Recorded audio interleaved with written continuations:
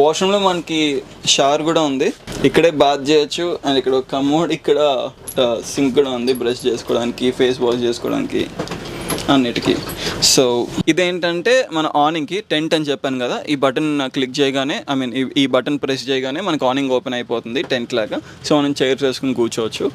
Water heater, water pump and ceiling lights, ఆ switches ఇదంతా. Water heater ఏంటంటే మనకి బాతింగ్ కానీ లేదంటే ఎక్కడైతే మనకి ట్యాబ్స్ ఉన్నాయో అక్కడ హాట్ వాటర్ వస్తాయి, ఇది ఆన్ చేసుకుంటే. ఇది జనరేటర్తోనే రన్ అవుతుంది ఇదంతా. అండ్ వాటర్ పంప్ ఏంటంటే సింపుల్గా చెప్పంటే ప్రెషర్ పంప్ లాగా అనమాట. అండ్ సీలింగ్ లైట్, ఆనింగ్ లైట్స్ అవి. సో ఈ ట్రిప్లో ఇదే మన ఇల్లు, అదే మన కార్. ఎక్కడికంటే అక్కడికి వెళ్తాం. ఎక్కడ లొకేషన్ బాగుందంటే మళ్ళీ పార్క్ చేసుకుని 5-6 కల్లా టెంపుల్ అంతా ఫినిష్ చేసుకుంటే, సన్సెట్ ఎలానో కన్యాకుమారి లేదు కాబట్టి ఇక్కడ రామేశ్వరంలో అయిపోయిన తర్వాత మోస్ట్లీ కన్యాకుమారి వెళ్ళిపోతాము. కన్యాకుమారి వెళ్ళిపోతే రేపు మార్నింగ్ సన్ రైజ్ కన్యాకుమారిలో చూసుకుని అప్పుడు డిసైడ్ అవ్వాలి ఎక్కడికి వెళ్ళాలో. రేపు కన్యాకుమారి తర్వాత ఎక్కడికి వెళ్ళాలో మాకు కూడా తెలియదు. చూద్దాం. ఈ రోజు రామేశ్వరం అయిపోయి కన్యాకుమారి వెళ్ళిన తర్వాత ఆలోచిస్తాం ఎక్కడికి వెళ్ళాలో. సో అప్పటికప్పుడు ప్లాన్ చేసుకుని వెళ్ళిపోతాము.